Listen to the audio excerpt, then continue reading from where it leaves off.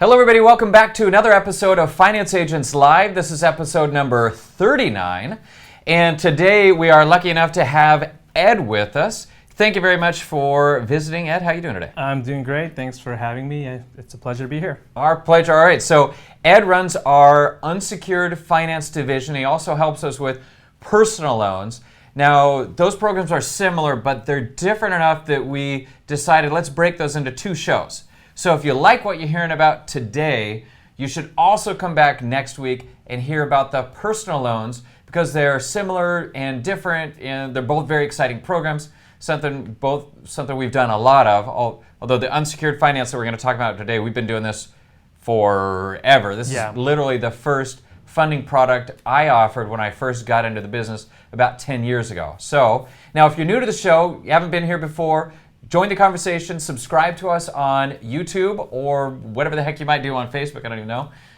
Your likes and subscriptions help us help more people just like you. But moving on, let's jump into the meat of this. Remember, next week, quick funding, personal loans. That's the coolest thing about it. Relatively reasonable interest rates. They fund very fast. So, and just to kind of like drop a little tidbit, we had one client get approved in the same day for what ended up being $169,000 in personal loans. Yep. And now we're just waiting for a couple things to happen, and we're going to put him through this unsecured finance program. Might be able to get him another $100,000. This client might end up getting $200,000 to $300,000 in funding through the combined programs. So if that sounds interesting to you, come back next week and hear about the personal loans. All right, but jumping into unsecured finance. It goes by a few different names. We've got a few of them up here. What are the names that stick out to you? A lot of times what I hear is it's unsecured business lines of credit, credit cards, LOC, U-Block is another one. U-Block, I've heard that one a lot. U-Block. I think that's kind of a weird one. Credit card stacking, alternative funding. So there's a lot of names out there. All right, but really what it comes down to is just credit cards. Correct. Generally, business credit cards. They could be personal credit cards. And why does everybody say U-Block and other things like this when it's just credit cards? I think it's to make sure that people understand the benefit of it. I think a lot of people hear credit card and they're like, well, I get credit card offers in the mail all the time. But this program is a lot different than just picking up an app in the mail, mostly because you can get so much more funding, so much quicker, right? Correct. What you could get over 3 years, we could set up in a week or two. So we have some examples here so you can really understand what the opportunity is, what the possibilities are. So this first one's a coffee distributor. Tell us a little bit about this client that you helped. He came in not too long ago, probably about a month ago, and he was looking for as much as he could. So we went and tried to shoot for the max for him. We raised a total of $123,000. My projection was about 75, and that comprised of 6 cards. And we could have got more, but he only wanted business credit card only, so we kind of had a cap. Otherwise, we could probably get like another 30 to 40,000. Okay, great. So that's a pretty good result. So let's talk through this a little bit just so people understand.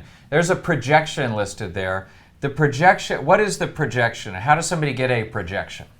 Well, first of all, they have to submit a credit report, and based on the credit worthiness and the revolving account history that you have, I come back and give you my secret sauce, if you want to say that. You give away the secret sauce? I give away the secret sauce, and from there, it's just a lot of the trend of the banks that I work with. I just see what they are lending out at that moment or present time, and we put that together, and that's how we get the projected amount.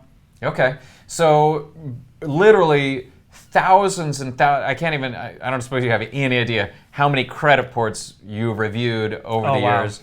There was a time where you were reviewing as many as 70 in a day, if I remember. Yeah, it was up there. A lot. So he's seeing a lot of credit reports, and he's watched the funding amounts as they go over the years. We know exactly what banks to go to, who's lending based on your scenario. That could be geography, that could be your industry type, that could be time in business. There's a lot of different factors. What cards you already have, what banks you already work with. There's a lot of different factors. I think it's something like 120 different data points that will be reviewed on your credit report. So he goes through all that, and based on that says, okay, this client's going to qualify for this range. Typically it's a range. So it won't say $75K, it'll be $60 to $90. Correct. How big of a range do you typically have there? Probably like 25,000 in increments. Okay. Yeah, but that's usually the projected amount. All right. And how frequently do you think you're hitting within the range? I know the actual stats, but I am pretty conservative with my projection, but I usually surpass them most of the time. But yeah, pretty accurate, or if not a little bit more, 30,000. We're seeing over 90% of our clients are actually coming within that range, so we're pretty darn good at the accuracy. Although often we are able to go over that. Not often, obviously, much more than often. It's 90% within the range. But we do have some examples here where we've done that. But that last client's a good example where they wanted business credit cards only, and it can be business or personal cards. What's the difference between, why would somebody want business only? Well, there's a big difference. A lot of it is creating separation from personal and business profile. So he wanted everything under the business, didn't want it to impact his personal negatively. So that's why we went for the business route. Okay, so the key there is a business credit card will not show up on your personal credit report as long as you don't go into default or do something crazy. Yeah. So you can set up $100,000 in credit cards guaranteed by the owner, which is required, but it doesn't show up and it won't affect you when you go to apply for a loan. Like Ed's closing on his loan today for his home that he just bought, and he could have a ton of business credit and it wouldn't even show up there. So Correct. It's a way to create that separation. All right, so here's another client, a local newspaper. Looks like we funded $105,000 and the projection was 75. So there's an example of us going over the mark. Yeah, again. This one definitely stood out, mainly because this was one of the highest funding I got through one card. Yeah, And it was 75,000, yes. on one card. That's a lot. Yeah, it is. I was really shocked that I saw that. Okay. So, and the contributing factor is he's out of business for a long time. Yeah. Local newspaper, and the local newspaper is not dying. No. Right? No. The whole newspaper industry is maybe on decline. Although local papers, I hear, are still holding firm better than some of the large national because ones. they get a lot of community involved. Sometimes they would advertise within their community, offer discount, and then they publish it. And the business was going on for about 20 years now, so there was a lot of depth in the history of the business. Great. 2 cards, 105. All right. Here's the next one, the bakery startup. And when you put this on there, oh my goodness, I want to eat those. That looks really tasty. So tell us a little bit about this client. This client came in. She had thin credit. In fact, she only had an authorized user account, but there were other deciding factors that I thought I could get funding for her. So I projected conservatively at 20,000, and the fact that she's a military vet, that opened up doors for other programs out there. So after everything's said and done, after 3 cards, we got about 40,000 for her. By the way, what qualifies as military vet? If I was in the military for 1 year, am I a vet, or do you have to do 5 years? Is there a certain number? No, well, not just military vet. I mean, if you also have a relationship, like let's say, for example, you are married to a person who's in the military, that person can also qualify as well. So relationship within the military, it's fine. Years-wise, I don't think there's any guidelines or minimum. What if my father's a vet? Yeah, then you qualify. There it is. Yeah. Boom, I'm in. Awesome. Okay, so Ed talked about that client having a thin profile. One of the things he looks at is how many other lines of credit cards, loans has the client have? And I think what he just said was the client literally had no credit cards at all, only one auth user account. An auth user is like if I have a credit card and I say issue a second card that Ed can use, but it's really my card. There's no financial responsibility for it. So this client, all they had was one authorized user account, which means they had no credit at all. Nope. And you were able to get them 40 grand. Yeah. That's great. That's a good result. And the thing that stood out with this one was when I was looking through the credit report, I noticed that they had a couple of credit unions that were catered specifically to the military. And I just told the agent, hey, ask and see if she's a military affiliate. Fortunately enough, she was, and she moved forward. Okay, awesome. All right, so let's go through the benefits of this program. Funding ranges from $20,000 to $125,000. That's what you're seeing. I mean, do you see a trend towards anything? What is the average around the middle of that, or? Well, the average is, from what my experience is, about 70 to 80. Okay, all right. But Well, that's obviously, good. if you want to do a combo, add personal to it, it can potentially get higher than the amount. Okay, great. So one of the rules of thumb is you can get funding up to 5 times the maximum credit limit of one of your existing cards. So if I have a $25,000 credit card, then I can get 125 grand. That's 5 times that. That sounds That's sort of a rule of thumb, accurate. right? Yeah, rule of thumb. Okay, Good great. place to start with. All right, so no collateral is required. You don't have to put your house on. You don't have to provide your tax returns. You don't have to provide pay stubs. What do you have to provide? For the UBF program, obviously you have to be incorporated in some form, whether it's a sole prop, LLC, corporation. We'll need to obtain a copy of your articles of incorporation just to show proof that you are actively within the Secretary of State website. Then you get a copy of your IRS confirmation letter. That's for the IRS tax purposes. And a copy of your driver's license, just those 3 items. And we should be good. And that's it? Okay. So I don't have to have had a business for 20 years like that one client. No. What if I don't have a business at all? Can I incorporate and still get funding? Yes. A lot of the clients that I work for are startups, so they are pre-revenue businesses, so it's definitely possible. Okay, awesome. No location requirements. Can I be in Turkey? Can I be in Europe? No, you have to be in states. Okay, all right. For the best results, yes. But anywhere of the 50 states. So I could be in Correct. Alaska, Yeah. way in the corner. All right. And no term, prepayment penalties. In short, these work like credit cards, right? Exactly. Use them when you use them, pay them off. You don't owe anything when they're paid off, and then you can use them again. So it's a great asset for your business long term. Any restrictions on what you can use the money for? There are certain restrictions in terms of industry, but Like what? Like what's something I can't use the money for? gambling. If you're a gambler, obviously you can't use it for that. What's else? Another one. There are nonprofit. Some banks don't want to lend to that. So those are just a few. Okay, all right. And then one of the things that people like about the program is that you're getting credit cards. Often they come with intro promos, right? It might be 6 months with 0% interest or 12 months. What are the promos that you're seeing right now at this time? Because they really change year by year.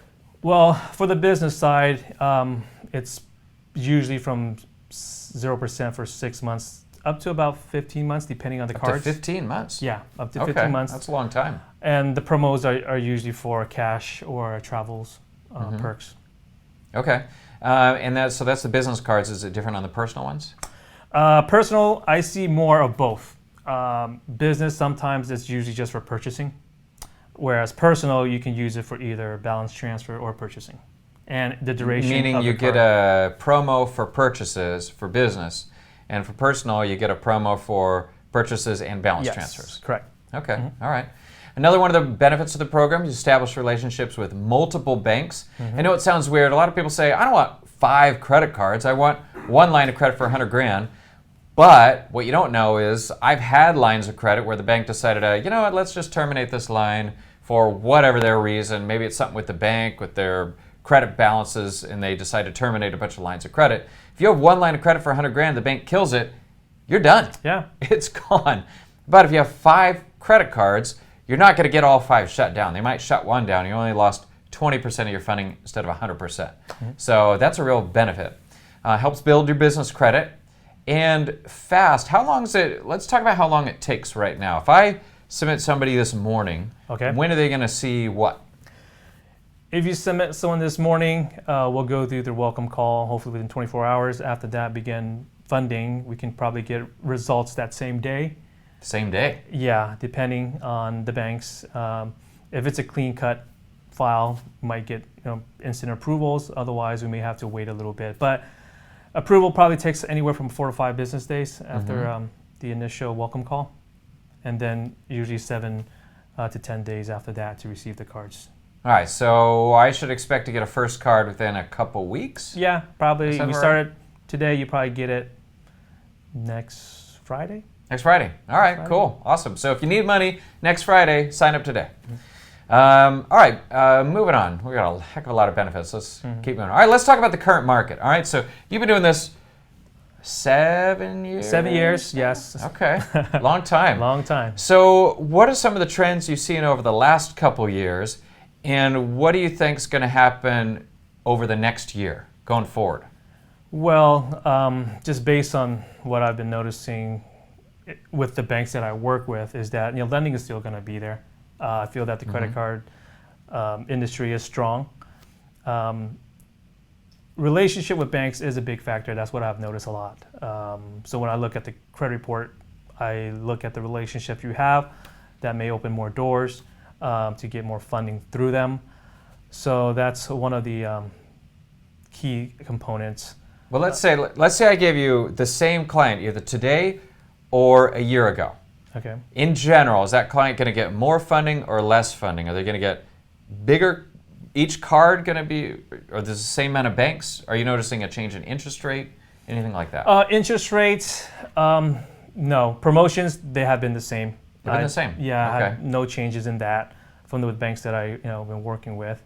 What can I predict in the next few years? It's really hard to tell. I mean, but I don't anticipate this going away. Okay. The interest rates are about the same now as a year ago, you think? Yeah, you haven't the seen APRs. any changes? How about the card size? You getting the same funding amounts per card? Well, that's going to dictate on a lot of factors. Relationship with banks is one of them, like I mentioned. Also, they'll look at your revolving history. And one of the biggest factors that I see here is how long your business have been established. Obviously, if you are well established for about 10, 20 years, you might get higher limits. If you're a new company, you might be able to get strong limits as well, but it's really a case-by-case scenario. Okay, great. All right, well, moving on, let's talk about some of the minimum and ideal requirements for a client who comes into this program. There's probably some modifications to our notes here, but the FICO requirement for somebody getting into financing this program is really a 700 or better, right? Is that? Yeah, that's probably the minimum Okay. marker. And then the ideal scenario is, what would you consider as ideal FICO score? 720, Ideal, wow. 750? Yeah. We're not talking perfect scenario, not like an 899, but... I think 720 is a good start. Okay, 700 minimum, 720 is a good start, but if you get somebody to come in and say, this is a good solid client, probably 750 or better. Does that sound right? Yeah. Okay, so there's no minimum time in business requirement, but if somebody has, say, 24 months, they're going to get better results. You agree with that? I do. Okay. What's sort of the target? You don't need, again, you could be a startup, so you don't have any minimum on gross revenue, but what about ideal? What's sort of, how much revenue for, let's talk about that client who's been doing business for 20 years that got 70 grand on one card. Okay. And what was their revenue like? Wow, that I don't remember off the top of my head. Pop quiz time. Pop quiz, yeah. So I mean, I have was it in the seen millions, companies. you think? No, I mean No? it really depends on the credit profile, personal credit profile. They leverage that. So I have clients who made 400,000 still or were able to get 35,000 approval lines. Okay. So it really doesn't depend as long as you're showing growth in your business, your income is there, then you should be fine. But there is no set numbers, whether it's $1 million, $2 million, whether it's a $300,000 annual gross profit, it doesn't matter. All right, so can you have a bankruptcy that's been discharged and qualify for the credit card program? Yes, you can. Usually, we would like to see it been seasoned for at least 5 years. Okay, so bankruptcy and then it gets discharged 5 years after later, that. it's still showing up on the credit report. They can Yes. They can get credit cards. They can get credit cards. There are some limitations in the sense of that we may not be able to go back for business, but we can probably continue on with personal. Okay. But obviously, when that time frame, we would like not to see any more derogatories since then. So if you were late, show signs of sporadic late payments, then that can obviously throw it out the window.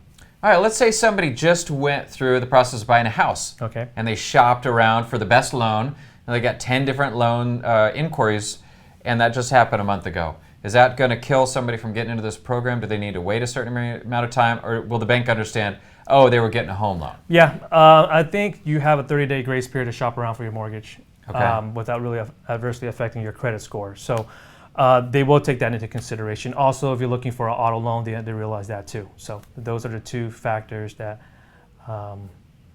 will still qualify you for the UBF program. By the way, for our hard money real estate loan program, we just funded, was it yesterday? No, it was Monday. We just funded on Monday a client that came in with 251 inquiries. Wow.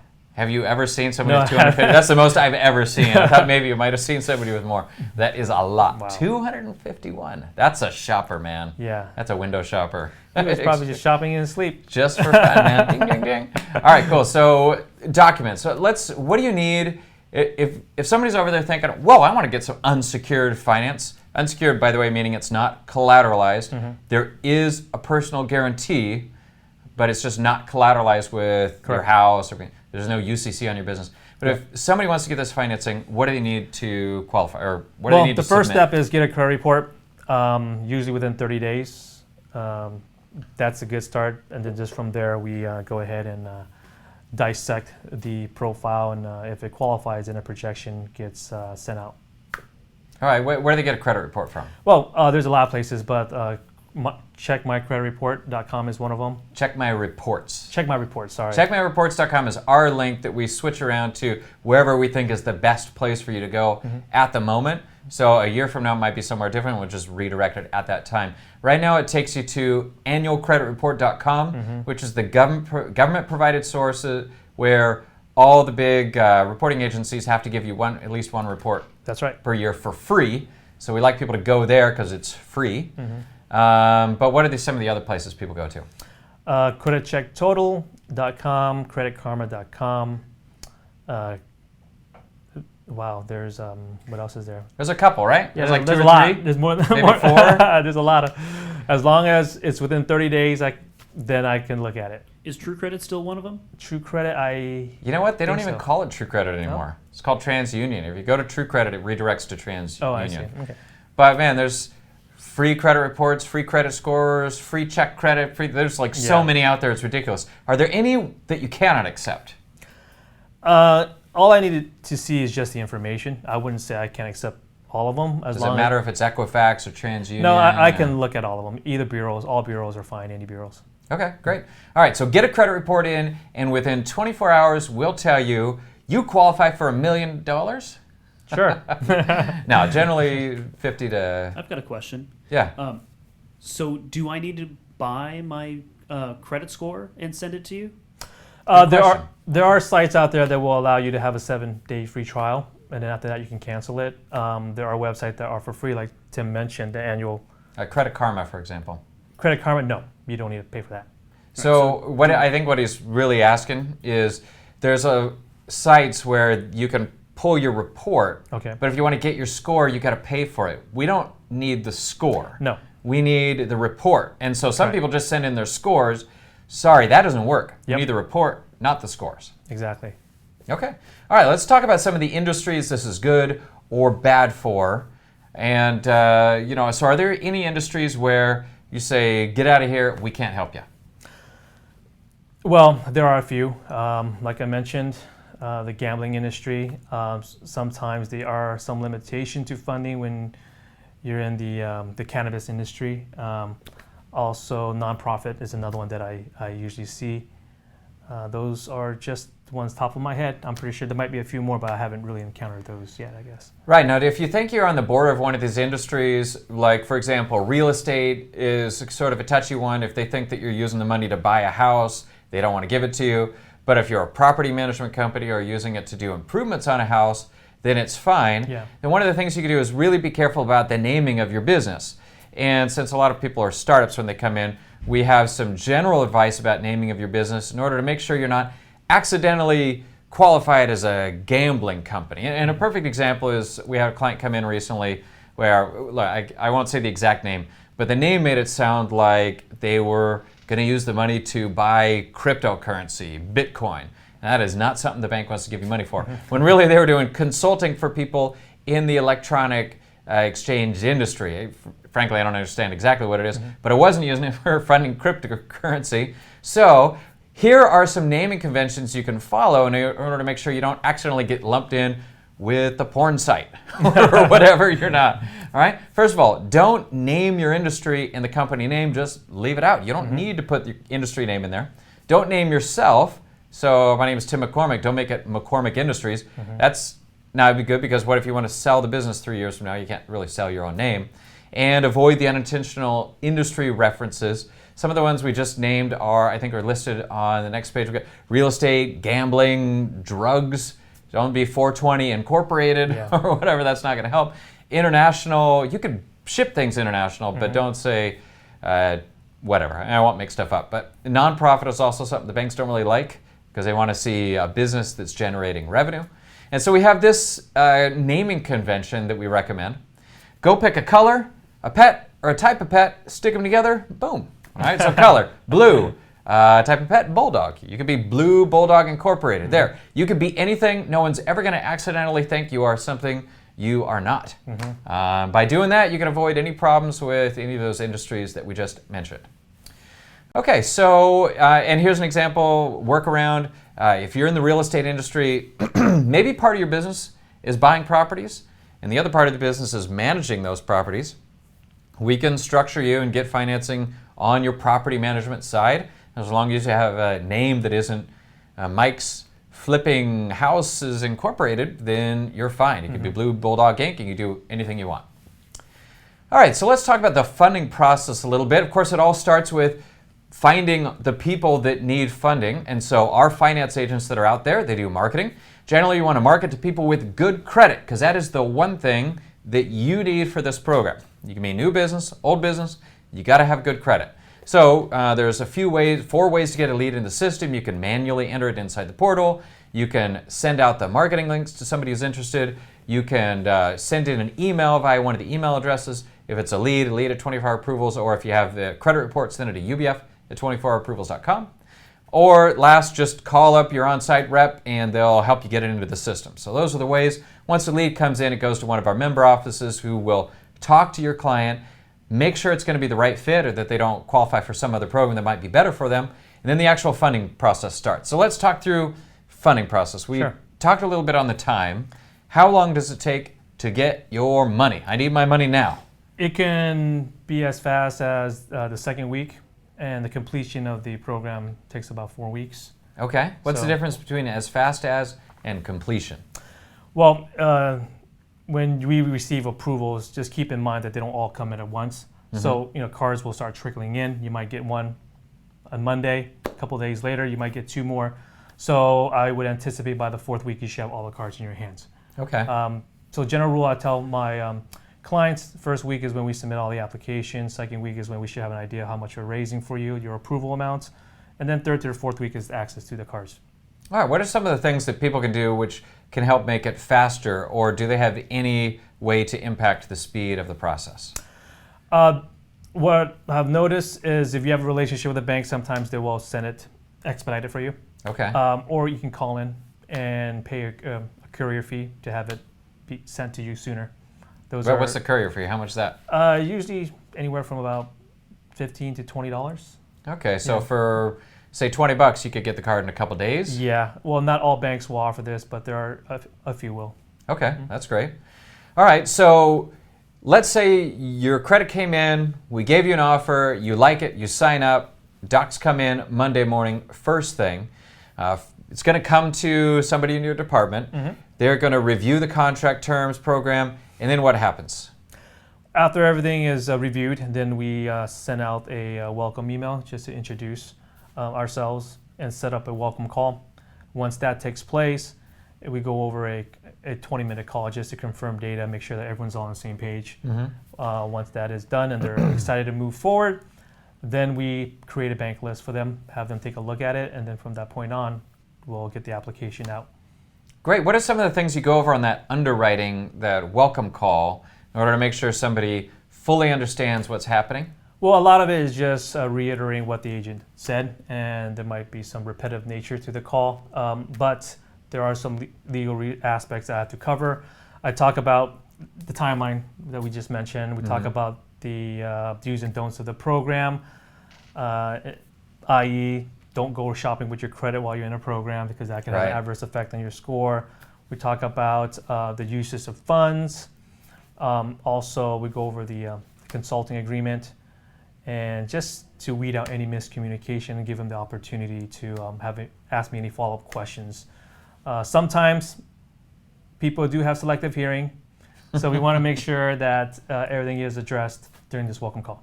All right, some of the things that I've heard that have come up on a welcome call that have been problematic, some of the things that we're looking for, would be, first of all, they understand that they are credit cards, because a lot of people refer to them as lines of credit because they are lines of credit. Yes. But when they hear it's a credit card, they may say, wow, I didn't know it was a credit card. So Yes. want to make sure they understand it's a credit card. Another thing is I hear some people confuse the cost for us to do the service with the interest rate on the cards. So they might come in and there might be a 9.9% origination, which means if we get them $100,000, they got the payment due is $9,900. That's the origination, and then afterwards they have the interest rate on the cards, which can range. What do you see? What are the interest rates range these days? Well, anywhere from about 9.99. Well, I just probably 9.99. I just confused you right there. You did it. So let's just say about 10, anywhere up to about 21% APR. 10 to 21. That's Yeah. where they're ranging. But keep in mind you have your promotions to begin with. Right. So Okay, so that's the range on the accounts. Another thing that I've heard people get confused about is they say it's unsecured finance. That means there's no personal guarantee. And then we got to make sure people understand that there is a personal guarantee. I think this comes up most for businesses that use a credit partner. So if you have a business and you have bad credit, but you have a business partner with good credit, you can put them on as a credit partner and we apply that way. And that's the way you can get funding even if you yourself have bad credit. And more frequently, it's the credit partners that don't necessarily understand there's a personal guarantee. yeah. All right, so we got to make sure that happens too. All right, so they go through all that, they understand what's happening, then you start submitting to lenders, and sometimes they ask for additional documentation. What's kind of things do the lenders occasionally ask for that you have to provide? There usually shouldn't be that much. If you have the articles of incorporation, the SS4, which is the IRS confirmation letter, and your not your social security, but your driver license, that's more than enough, I think. Okay, all And right. sometimes, to be quite honest, they don't ask for all those stuff. Great, Yeah. even better. Yeah. All right, and then the cards come within 2 to 4 weeks. Correct. Great. All right, so let's go over some terminology. If you've seen many of my shows, you know the terminology is my favorite part of the show. I'm just kidding. I think it's always boring. So we always do try to have a lightning round here, but what's aggregate? Why would that word come up? Well, it's definitely important to let the client know that it's not going to come from one source. So it's going to be aggregate or stacking, whichever word you want to use. It's going to be through a couple of lenders. So if I get a pre-qual for $75K, I shouldn't expect one $75K card. I should expect maybe 5 on average? Probably 4 to 5. 4 to 5, Correct. okay. All right, so that's aggregate. Moving on to the next one. Articles of incorporation. What is that? Well, that's just basically shows your business existence and that you are actually incorporated in the state to be able to run a business. Right, it's the paperwork that you file to form the company. All right, balance transfer. What's a balance transfer? Well, it's moving and transferring a debt from one credit card to the other. Usually people do this because of promotional interest rates. Yeah, we see a lot of business owners that come in, they've been using their personal credit to finance the business, they set up some business cards, balance transfer the balance from the personal cards to their business. Now their personal credit is amazing, Yep. and they've created that separation. So that's what a lot of Exactly. people use that for. Lightning round, Darren. Authorized user. Okay, what's an authorized user account? We already went over that earlier in the call. It's an account that's not really yours, it just shows up. Yep. And certificate of good standing. When do you need a certificate of good standing? Well, it's only required in certain state, I guess. Not all state will require it. So I see this come up every so often, but the most important thing that the banks are looking for is more so of the articles of incorporation. Okay, so a certificate of good standing is a letter from the state saying, yes, they're still good. Or it might be in another state, like it's a California corporation operating in Nevada. It might be that saying, yes, they're here and they're not breaking any laws, or they're at least paying their annual taxes. That's really what it comes down to. Credit utilization ratio. What kind of credit utilization ratio typically do you need to be at or below in order to qualify for this program? Well, we would like to ideally have a client within 30 to 50%. Okay, ratio. no more So than 30 to 50%. if you have a credit line that's 10,000, keep it at 5,000 balance. So it's per card and aggregate. Yeah, per card. In Okay. aggregate. All right, formation documents, same as the articles. Guarantor, it's the person who says, if the business blows up, I'm paying back the loan or the lines of credit. All right. Fraud alert.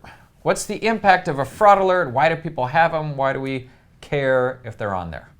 Well, we care because it does make our process a little bit more difficult. Sometimes the banks will scrutinize and ask more questions. So What is a fraud alert? it's an alert that's placed on your credit in case there was some type of activity that happened without your knowledge. Sometimes identity fraud is one of them. And if someone was able to, you lose your wallet, sometimes you want to put a fraud alert in case you can't get those cards back. We see this a lot when people go sign up for LifeLock type services where they say, we're going to protect your identity. What they really do is they put fraud alerts on your accounts, and that's and then they give you an insurance. That's it. Every time you sign up for LifeLock, boom, you got fraud alerts. That's really what they Good do. to know. And so we see it a lot. Somebody comes in, we pull their credit, we say, oh, you got fraud alerts on there. Doesn't mean there's been actual fraud. It means they're using a service. So we got to get that removed. We have to get the fraud alert removed before we apply, because there's a certain amount of lenders that say, whoa, fraud alert, I'm out, and they'll just ignore it. So you're dead before you even started. Limited power of attorney. This is one that people have a lot of questions about. In the agreement, in the engagement agreement, in order to get this type of funding, there's a limited power of attorney. What is it? Why do we need it? Well, it allows the agent to act on behalf of the principal. When it is signed, you grant us power of the attorney to work on your behalf within a certain time frame, not all the time. And then once the funding has been completed, then obviously, this is uplifted. Okay, so power of attorney. A lot of people get nervous with this one because you may know of a power of attorney for somebody who's become incapacitated, cannot act on their own behalf. They might sign somebody up with a power of attorney. Full power of attorney means that person can do everything for the other person. That is not what this is. This is a limited power of attorney. It's a specific authorization that gives Ed and his team the right to apply directly on your behalf. Otherwise, they can't do that. Correct. So it is necessary, but when you read through it, you'll see it's very limited, strictly for the acquisition of capital. It doesn't give them the right to go into your bank account or do anything funny or weird. That's right. All right, proof of payment. Some people come in and need to do some pay downs on their accounts, and we need proof before we can start. Unsecured, again, that means that there's no direct collateral associated with the financing. I think I should wrap up our termination, finally. All right, back to some examples. Okay. Mechanic shop. Tell us about the mechanic shop. This client came in and we raised $40,000. That's all he wanted, and we got it through two cards. And from the initial welcome call to when he paid the invoice took 9 days. 9 days. So you went real slow on that one. Yeah, real slow. All right. Yeah. So he had a projection of 60, said all he wants 40, and you knocked it out in 2 cards. 9 days. The cards were in his hand. He was happy, done, and moved And for on. that example too, he actually had a relationship with one of the banks that I used, and they overnight the card to him in 2 days. Sweet. Yeah. Okay. Excellent. How often do you have somebody need less than what they are projected for? Very rarely. A lot of times they want a lot. And this was just one of those scenarios. We get them every so often, but not a lot. Yeah. On our side of the fence, we typically get people saying, they want a lot. "Give me everything you got." Exactly. Especially because there are lines of credit, and it doesn't hurt you to get as much as you can, especially if you're starting a business. You never know what you're going to need the money for. So get everything you can because you're not paying interest on it unless you actually use it. All right, and then we got another example here, a nail bar franchise. These have really grown over the last 5 years. Looks like you got 94 grand for this client. That's a pretty good result, especially because the projection was 60. 7 cards though, that's a lot of cards. It was. This is actually a husband and wife file. I just left the husband out and just focused on the wife. She got 94,500 on her own, 7 cards, and we actually helped her liquidate some of the cards into cash. Okay, great. So you didn't even use the husband at all. Well, the husband did get some. He got like 40,000. Oh, so Yeah. between the two, you're able to get almost 150 grand. Yeah. So that's a great one. Okay, and that's another thing to bring up. If you got a husband-wife, we do husband-wife combos all the time, and you can increase the amount of funding that you're eligible for by bringing in a credit partner, bringing in a partner, bringing in a spouse. And then I think this is the last example here. We got a signage company, a company that makes signs. What was interesting about this file? Well, his father came in and helped his son with being a credit partner, and we were pretty fortunate enough to get about $74,000 for his file. Okay, great. Projection was 50, so again, we overshot the target, 4 cards acquired, and we're using the magic of credit partners. Yep. We get a lot of credit partners, We do. right? I mean, a good portion of the people come through here, they have something that's holding them back, which is why they weren't able to get funding on their own. And then we can put them together. By the way, we don't provide credit partners. It's got to be somebody that the client knows Exactly. or works with closely. We're not doing anything Can't go like that. Craigslist and looking for credit partners. People used to do that. That was Yeah. bad news. All right. Okay, great. So that kind of wraps it up. Remember, next week, quick funding personal loans. These are very exciting. This has really been expanding over the last couple of years. So come back, and we're going to be talking about that. Anything you want to say to wrap it up? Yeah. You got some words of inspiration from business owners out there, being a business owner yourself?